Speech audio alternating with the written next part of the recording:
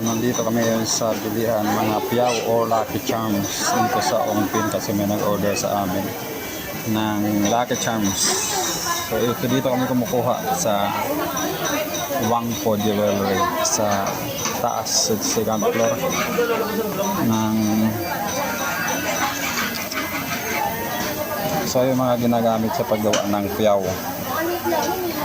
Ayan po mga sangkap. Ayan po, marami siya. Ayan po. So, ito na yung mga tapos na piyaw.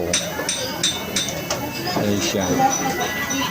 May 21 item key at saka may 21 carats naman siya. So, yan yung mga sing-sing na may Lucky Charms. Itong kulay green ay peridot. Yun ang ating Lucky Charms. So, yun.